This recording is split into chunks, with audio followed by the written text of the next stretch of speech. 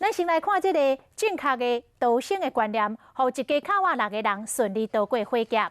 云林北港一间大卖场昨暝火烧厝，有3个大人、3个囡仔掉伫2楼，状况是真危急。这个妈妈卡119来发救人，消防员就伫咧线顶教妈妈讲，生米伫咧房间底，把门关起来，然后拍开对外的窗仔门，就倚伫窗仔门边数空气，等消防员来救。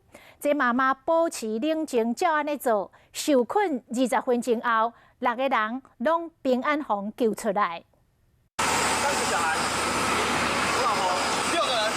云林北港这间大卖场失火，头家真着急，因为伊的太太、囡仔甲阿姨总共6个人受困伫2楼。如果他们所在的位置安全的话，请他们不要动。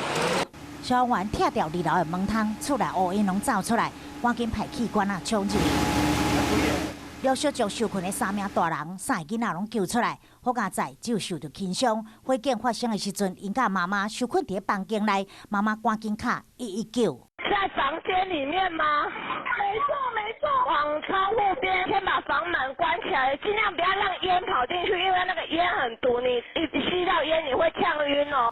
妈妈带3个囡仔避伫上正边的房间，另外2个阿姨伫其他房间。妈妈听消防人员的指示，先把房间门关起来，防止乌烟走入来，再搁摕面巾甲擦的，再来拍开房间对外窗啊、后窗啊，呼吸空气，等待消防人员来救。出血的部分就马上跟我们119联系，那没有马上逃生，请他就是说在居室里面待救。